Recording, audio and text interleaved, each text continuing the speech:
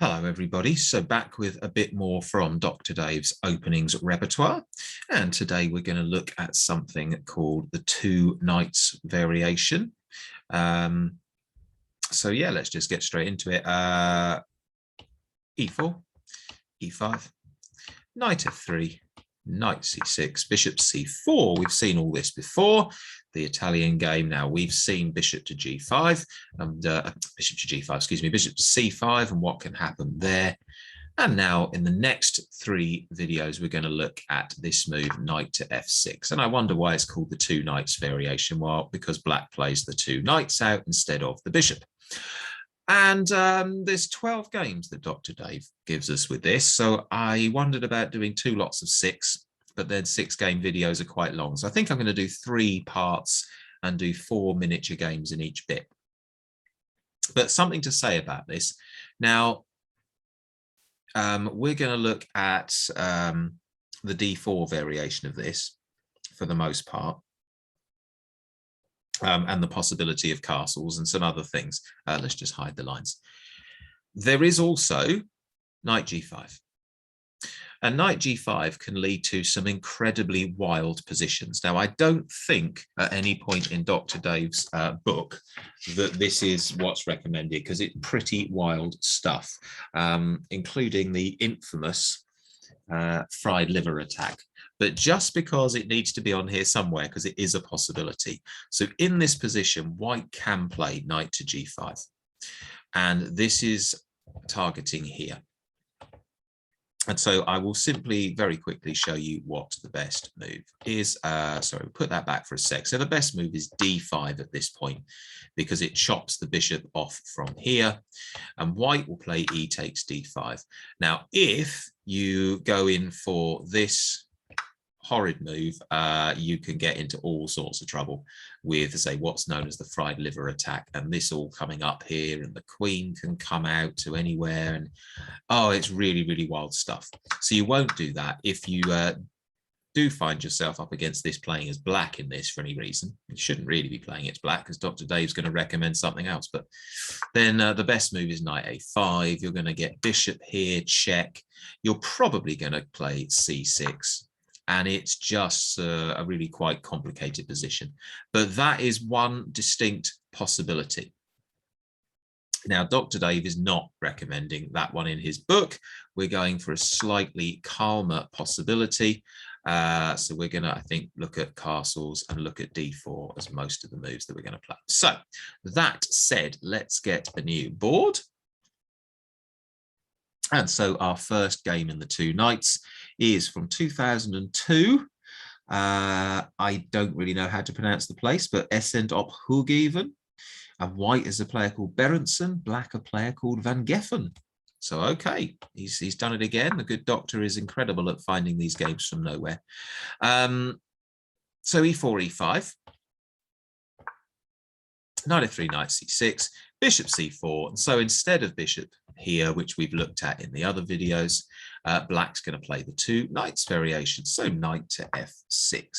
And straight away, we're going with D4. Now, it may be, I'm no mind reader, but it may be that Dr. Dave's recommending this rather than the knight G5 move, because if you think about it, this move is what's been played in all the other variations as well.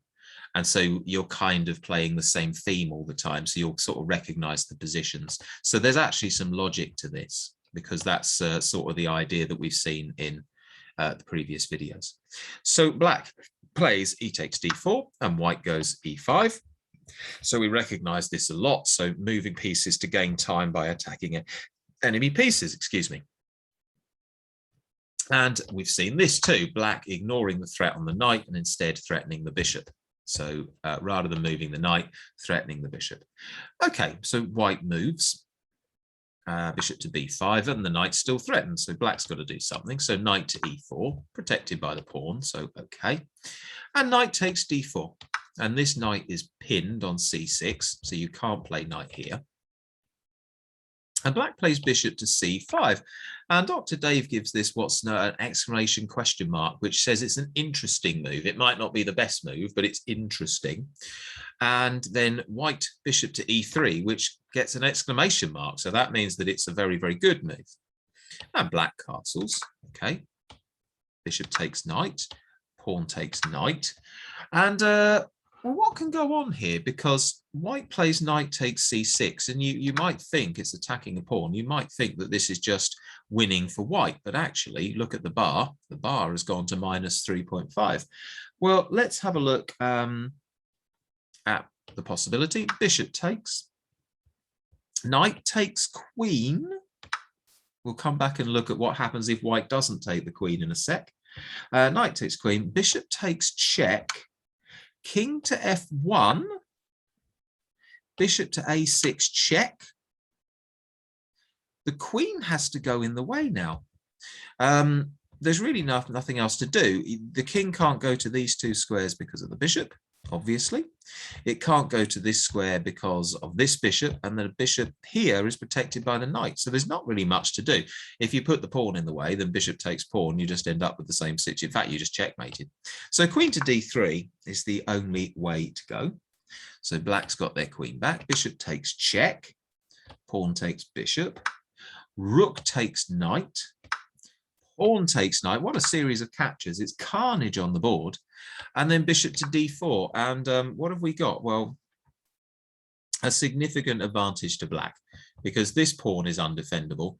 This one is pretty much undefendable. You're going to have to move the knight, because if you do some random move, I mean, let's just say you play pawn takes pawn.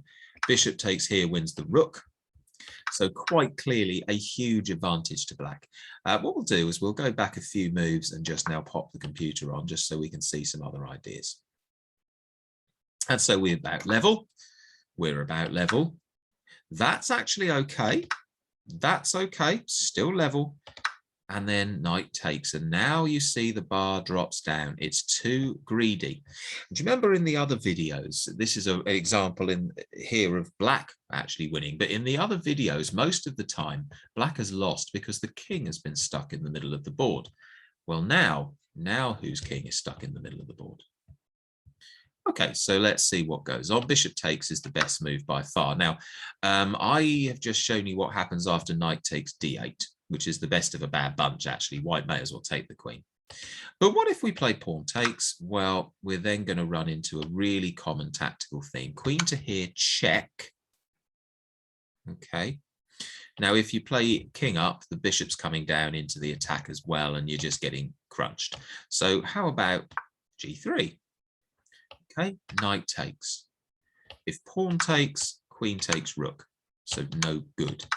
And you're in trouble. So what else can we try? Well, we can play knight e7 check, but it's pointless. We just move that way. And now you've got little else but to just take the knight. What else can you do? If you play, for example, queen here to try to swap the queens off, black can actually give a clever check by putting the knight in the way, and then it's check here. And what are you going to do? You move the king, queen takes knight, and black is just a full piece up. Look at it. Here it is, this bishop here. But white doesn't have one. So that's interesting with the two knights, just an example of black actually coming out on top of the opening exchanges. But isn't it interesting that we've got this same problem as we've had previously, but this time it was white that didn't castle early enough, and as a result lost the game. Okay, let's look at the second one for today. And we've got names here again. We've got Kovalak versus, okay, I'm going to try anyway, Jadkovich. And this is in Krakow in 1996. And I think Krakow, I think that's Poland. So, okay, let's have a look. So e4, e5, knight to f3, knight to c6, bishop to c4. And once again, two knights variation from black, and d4 from white. There's nothing wrong, remember, with d4. This is all fine. Look at the bar. Up to now, we're fine. Pawn takes, e5. We know all this is fine. And now black knight to g4. So instead of this move d5 attacking the bishop, black decides to try to save the knight. So knight to g4. And it's okay, still level. Now, white's got a clever little tactic here. Bishop takes, king takes, because you may as well. Knight to g5, check. The king has to move somewhere, so g8. And if you feel like it, you can play queen takes knight, because then you've got your material back. But what does white actually play in this game? Well, white plays queen to f3. So instead of taking the knight, threatening checkmate here. Now, at this point, it's definitely a tiny bit better for black. White's also threatening queen here, by the way. This is also really unpleasant because it's checkmate on the diagonal. So, but how does black get themselves into trouble? Well, knight to f6. Okay. Oh, we've suddenly got m4. Right, well, I knew it was going to go wrong after knight to f6. I didn't realize it was mate quite that quickly. And Dr. Dave's comment in his book is the king's castle is actually a prison because the king has no moves. Any check will be mate. So what do we do? Well, we can't go there because the knight's actually protecting that square. So the queen comes up with a different check. Queen to b3, check on the long diagonal. Okay, black's got to put something in the way. So e to d5, excuse me. And now white plays a move called en passant. Now, if you don't know this, in my playlist of lessons for beginners, there is a video on some special moves, en passant, castling, promoting pawns. But suffice to say, when a pawn moves 2 squares, so it's a 2-square jump, and lands next to an enemy pawn, on the very next move only, you can take it as though it had only moved 1 square. And that's en passant, in passing, it's an ambush. And of course, when we do that, suddenly the diagonal opens up again, so black's back in check. Okay, well, the knight can get in the way, but queen takes knight. The bishop can get in the way, but queen takes bishop. And finally, black is checkmated. No way out. So the queen, the king trapped in by his own pieces. Now let's just have a look at where black goes wrong. So we've had king takes, and this is okay. Black is fine. Knight to g5, check. I mean, the king is pretty drafty. Just bear in mind for the newer players, you can't play queen takes here because the bishop's protecting. King to g8. Well, it's got to go somewhere. Queen to f3. Still slight advantage black. Let's see where it goes wrong. There it is. Okay, there it is. And what black should play at this point is moves like, I say, the computer's recommending bishop to b4. You're probably going to play c3. And now maybe knight to here is okay. It's still looking okay for black. You've guarded this square. You can probably get your queen maybe to this square at some point to block the white queen. There's going to be things you can do. Computer's saying queen here. King has to go here. But as you can see, it's still a slight advantage to black, even if white plays castle's the best move. And I did say queen to f6, it's on the list, look. So queen to here to get the queen developed is absolutely fine. And black's not going to lose here. Yeah, we're all good here. And by the way, if takes, well, it's okay. White's got 3 pieces. Black's got 3 pieces. But black has an extra pawn. Black has 7 to 6 in pawns. So it's okay. So just like many of these situations, if the player who is losing doesn't make the one blunder, the game is actually pretty level. Complicated, but level. Okay, that's 2. Let's do 2 more for this episode. So where are we here? So we've got names again on this one. And we've got Diaz Fernandez against Saints. Spelled S-A-E-N-Z, so Saints, I think that is, from Spain in Oropesa del Mar, 1996. Okay, so this is a 9-move game. What? 9 moves? Okay, E4. Oh, we'll turn off the lines too. E5, knight to F3, knight to C6. And now this time we just have a slightly different move order. So D4, which we've seen in the Scotch game, takes, bishop to c4, and knight f6. And this is one of those times where we have what we call a transposition. We've mentioned it before, where you get to the same basic position, but with a different order of moves. So, okay. And white castles this time. So we've seen e5 played quite a bit in the other games, but castles is fine. And black plays d5. So why d5 instead of d6? Well, it's not great, as you can see, but the point is that the bishop isn't blocked, I guess, and it's annoying this bishop, but obviously the computer's saying it's not a very good move, and it likes white. So pawn takes. Once again, we're threatening the knight. So the knight's got to do something. Knight takes, and now we're getting very, very similar potentially to what I mentioned before, the old fried liver attack where the two knights end up here. But let's see where we go. Knight takes d4 from white. Very open middle of the board, notice. Look at where the white king is, look at where the black king is, and what do I keep saying in these openings? You need to get your king castled.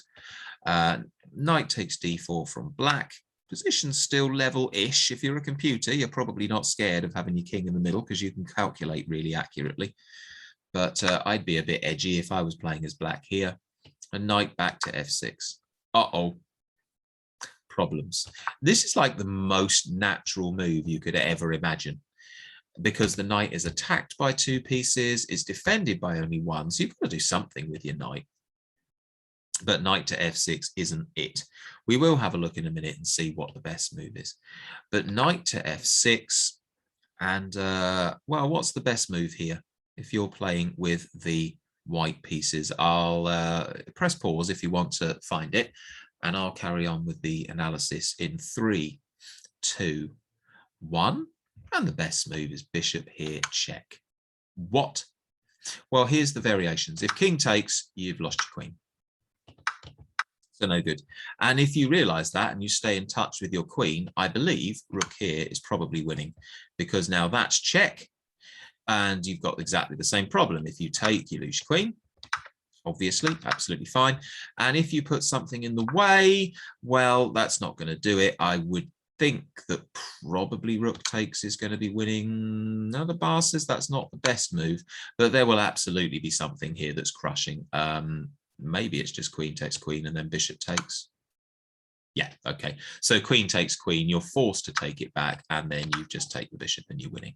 So yeah, not pretty. Now let's put the lines back on and see where black goes wrong. So here, as you can see, plus 0.5, that's what you'd expect from an opening, even though this does all look a bit scary, heading up towards the black king while the white king is safely tucked away in his castle. It's actually okay. The computer is saying bishop to e6, absolutely fine. So now we've got 2 defenders and 2 attackers. And of course, the other advantage of that is that if you play rook to e1 to pin the bishop, you're not too worried. You can move the knight out the way at this point. You could possibly play c6, although I think the knight move is best. So we're okay. But what we can't do is this. And suddenly we've gone from almost level to +7. Ouch. And yet, isn't it, you know, on the face of it, just putting the knight back is just the most natural move. It's attacked twice, it's defended once. Let's just get it out of dodge. But it doesn't work. Doesn't work at all. Okay, one more, I think, for this video. To say I don't want them to be too long. And if I have 2 videos of 6, I feel like it might be too long. So we've got no player names this time. This one's just called Max Langer. Max Langer is like the name of one of the attacks in this opening. So let's see where we go with this. So e4, e5, knight to f3, knight to c6, excuse me, bishop to c4, knight f6. So we got our 2 knights opening, and d4. E takes d4, and now again this is okay. Oh, I should take the lines off, but white chooses to castle, which is understandable. I mean, it's fine. It's still perfectly decent chess. Bishop to c5 from black, which is okay, still pretty level. Lost my place. Okay, e5. So this theme that we see quite a lot. And this reply, d5, that we see quite a lot. So black chooses to ignore the attack on the knight and instead attacks the bishop. Okay, well, this time white takes, black takes back. And we've seen something very, very similar to this, in a previous video, very similar move order. Rook to e1 check, bishop to e6, and now knight to g5. But it doesn't quite work. doesn't quite work. Sorry, black's, I forgot to put black's move. Queen takes pawn that doesn't quite work. Why not? Well, there is a bit of a tactical trap here. And again, if you want to find the best move for white, please feel free to press pause. The first move isn't so hard to find, but it's the reason why that might be a bit trickier for the beginners to spot. So anyway, I'll carry on the video in 3, 2, 1. And the problem is this: knight takes. Now you can't recapture with the queen because you obviously don't want to lose your rook. And if you don't bother recapturing, you've just lost a whole piece. So you've got to do something. So pawn takes. But what that does is opens up this, the dreaded diagonal of death, the check. You have to do something to get out of check. Let's just say G3, G6, whatever. And now, of course, the queen swings across and grabs the bishop, and white is just a full piece up. So yeah, what we'll do, we'll just go back a little bit and put the analysis back on again, just to show that black is fine right up until the blunder. Fine, fine, still fine, still fine, check, still fine. Okay, all fine, nothing wrong here. White, slight advantage. In fact, all of a sudden, after this move, the computer thinks black's probably, if anything, slightly better, but we can't play queen f6. Watch the bar. And off it goes. All right. But black was absolutely fine right up until the point where they just missed the tactic. Here, here, do something, whatever, and then you lose your bishop. So, okay, that's started us off. And oh, by the way, there it is, Max Langer attack. There we go. So that started us off in the 2 knights variation, and there's 8 more games to go, but I say I'll divide it into videos of 4 games, so it's not too long, a little bit more bite size for this one. So thanks for watching. See you all for another one soon.